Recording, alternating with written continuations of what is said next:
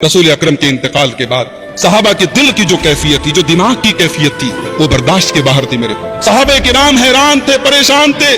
हजरत उमर फारूक रजी अल्लाह ताला तो ये मानने के लिए तैयार ही नहीं थे कि मेरा रसूल दुनिया से जा सकता है, मेरे रसूल का इंतकाल हो सकता है। हजरत उमर कहते थे नहीं नहीं, जो ये बात कहेगा उमर उसकी गर्दन मार देगा, उमर उसको कत्ल कर देगा, ये झूठ है, ये गलत बात है। मूसा अलैहिस्सलाम कूहे तूर पे गए थे, 40 दिन के बाद लौटे थे। मेरे रसूल भी गए हैं और लौटेंगे और उन लोगों को सबक सिखाएंगे जो ये कह रहे हैं अल्लाह के रसूल का इंतकाल हो। मगर इस मौके पर हजरत अबू बकर सिद्दीक रजी अल्लाह तआला अन्हु ने जो किरदार अदा किया है और जिस होशियारी का और जिस जहानत का और जिस दूरंदेशी का सबूत दिया है मेरे भाइयों, वो हजरत अबू बकर ही का खासा हो सकता है। हजरत अबू बकर आते हैं, अल्लाह के रसूल का इंतकाल हो चुका है, हुज्रे आयशा में आपका जिस्म मुबारक आपके बिस्तर पर है।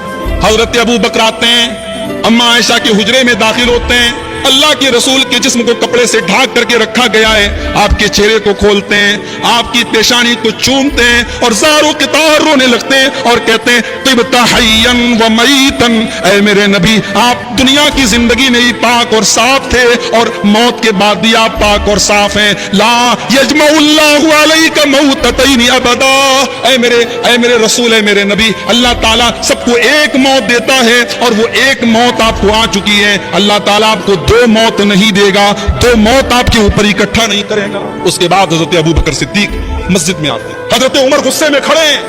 हजरत अबू बकर कहते हैं बैठ जाओ, अला रिस्लिका, थोड़ा सुकून से काम लो। लेकिन हजरत उमर की पोजीशन में फर्क नहीं है, या खड़े हैं। हजरत अबू बकर सिद्दीक आते हैं और हदीस के अल्फाज है मिंबर पे नहीं खड़े होते, मिंबर के पहलू में, मिंबर के बगल में खड़े होते और खड़े होकर के खुतबा देते हैं। और उस खुतबे में हजरत अबू बकर सिद्दीक रजी अल्लाह तआला अन्हु सूरह आले इमरान की आयत नंबर 144 की तिलावत करते हैं। वमा मुहम्मदुन इल्ला रसूल कद खलत मिन क़ब्लिहि रुसुल अफ़ इन माता औ क़ुतिला क़लबतुम अला आक़ाबिकुम, ओ लोगो मोहम्मद तो एक रसूल हैं, उनके पहले भी रसूल गुजर चुके हैं। अफ़ इन माता, अगर उनको मौत आ जाए, औ क़ुतिला, या उनको शहीद कर दिया जाए, इन क़लबतुम अला आक़ाबिकुम, तो क्या तुम अपनी एड़ियों के बल पलट जाओगे, क्या तुम मुर्तद हो जाओगे। वमन यनक़लिब अला अक़िबैहि, और जो अपनी एड़ियों के बल पलट जाए, फ़लन यदुर्रल्लाह शैआ, वो अल्लाह का कुछ भी बिगाड़ नहीं सकता, वो अल्लाह का कोई नुकसान नहीं कर सकता। ये आयत पढ़ी हजरत अबू बकर सिद्दीक ने और उसके बाद वो तारीखी जुमला कहा था जो सोने के हुरूफ से लिखे जाने के काबिल। काए लोगो मन काना याबुदु मिनकुम मुहम्मदन फइन्न मुहम्मदन कद मात, जो मोहम्मद सल्लल्लाहु अलैहि वसल्लम की इबादत करता था वो ये कान खोल करके सुन ले कि आपको मौत आ चुकी है, आप दुनिया से जा चुके हैं। वमन काना याबुदुल्लाह, और जो अल्लाह की इबादत करता है वो ये जान ले फइन्नल्लाह हय्युन ला यमूत, कि अल्लाह ताला जिंदा है, अल्लाह ताला को कभी मौत आने वाली नहीं है। जब ये खुतबा दिया हजरत अबू बकर सिद्दीक ने, बुखारी के अल्फाज है फनशजन नासु यबकून, जितना मजमा था सब रोने लगा, सब ज़ारो कतार रोने लगे। और हजरत उमर कहते हैं मा तुकिल्लु रिजलाया, मेरे पैर जमीन पर टिक नहीं रहते, मैं गिर पड़ा, मेरे पैर जमीन पर टिक नहीं रहते और मैंने यकीन कर लिया कि हाँ अब रसूल अकरम इस दुनिया में नहीं है। और मुझे ऐसा लगा जैसे कुरान की इस आयत को मैं आज पहली मर्तबा सुन रहा हूँ। ये अल्लाह के रसूल सल्लल्लाहु अलैहि वसल्लम की वफात के बाद हजरत अबू बकर का वो खुतबा है मेरे प्यारे भाइयों, तारीखी खुतबा है, जिस खुतबे ने हजरत उमर को भी ये तस्लीम करने पर मजबूर कर दिया कि अल्लाह के रसूल अब इस दुनिया में नहीं है, आपका इंतकाल के बाद हजरत उम्मे ऐमन रजी अल्लाह तआला अन्हा, इनके पास हजरत अबू बकर और उमर अक्सर जाया करते थे क्योंकि ये रसूल की बड़ी महबूब सहाबिया थी।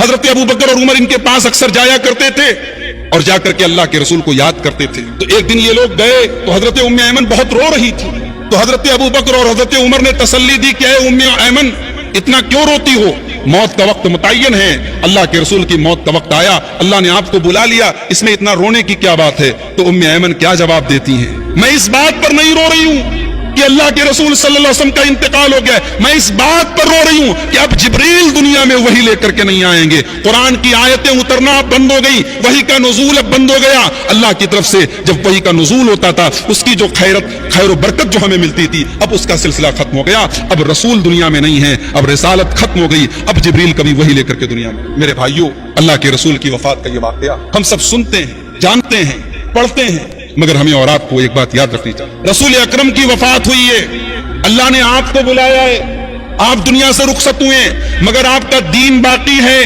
آپ کی شریعت باقی ہے، آپ کا مشن باقی ہے۔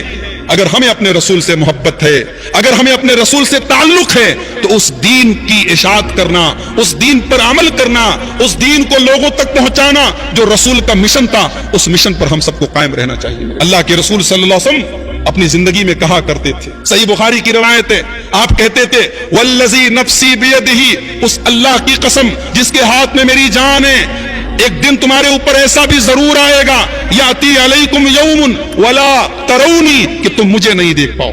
اے میرے صحابہ، وہ دن تمہارے اوپر آئے گا تم مجھے نہیں دیکھ پاؤ گے، اپنے جان اور مال کو قربان کر کے بھی مجھے دیکھنا چاہو تو مجھے میرا دیدار نہیں کر پاؤ گے۔ خوش نصیب تھے وہ صحابہ جنہوں نے رسول کا دیدار کیا، بڑی مقدس تھی وہ ہستیاں جنہوں نے رسول کا دیدار کیا۔ ہماری آنکھیں تو ترستی ہیں، ہمارے دل تو بے قرار ہوتے ہیں کہ ہم اپنے رسول کا دیدار کریں، مگر میرے بھائیوں ہمیں رسول کا دیدار بھی انشاءاللہ نصیب ہوگا، ہمیں رسول کے ہاتھوں حوض کوثر پہ کوثر کا جام بھی نصیب ہوگا، ہمیں رسول کی شفاعت بھی نصیب ہوگی۔ بس ہمیں ایک کام کرنا ہوگا جو اللہ نے سورہ نساء کے اندر ہمیں بتایا کہ وَمَن يُطِعِ اللَّهَ وَالرَّسُولَ فَأُولَٰئِكَ مَعَ الَّذِينَ أَنْعَمَ اللَّهُ عَلَيْهِمْ مِنَ النَّبِيِّينَ والصدیقین والشہداء والصالحین۔ جو اللہ کی اطاعت کرے گا اور جو رسول کی اطاعت کرے گا وہ ان لوگوں کے ساتھ ہوگا جن پر اللہ نے انعام کیا ہے، یعنی نبیوں کے ساتھ، صدیقین کے ساتھ، شہداء کے ساتھ اور صالحین۔ اللہ کے رسول کی وفات کے بعد صحابہ کی پوزیشن کیا تھی، صحابہ کی حالت کیا تھی؟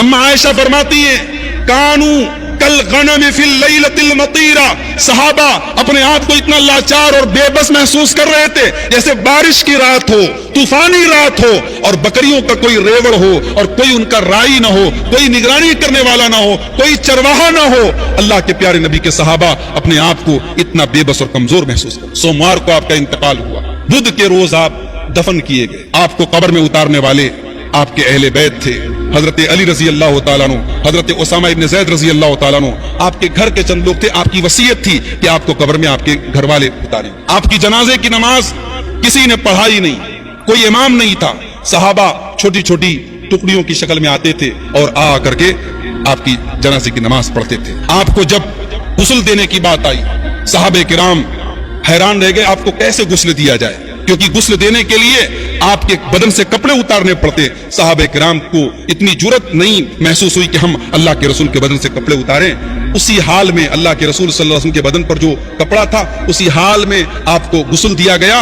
آپ کے بدن کو، آپ کے سطر کو کھولنے کی نوبت نہیں آئی، اور آپ کو غسل دینے کے بعد آپ کے اہل بیت نے، آپ کے گھر کے جو خاص صحابہ تھے جس میں حضرت اسامہ ابن زید اور حضرت علی وغیرہ کا نام آتا ہے، ان لوگوں نے آپ کو بدھ کے روز آپ کو قبر میں دفن کیا گیا۔ میرے پیارے بھائیوں، رسول اکرم صلی اللہ علیہ وسلم کی وفات کا یہ واقعہ جو احادیث کی روشنی میں نے آپ کے سامنے بیان کیا ہے، یہ واقعہ حقیقت میں اتنا دردناک اور المناک اور اتنا جذباتی ہے کہ اس کو جب پڑھا جائے، جب سنا جائے، جب بیان کیا جائے تو آنکھیں اشکبار ہو جاتی ہیں۔ اور ظاہر ہے کہ ہم نے تو اس واقعے کو کتابوں میں پڑھا ہے، حدیثوں میں پڑھا ہے، ہم ذرا ان صحابہ کے بارے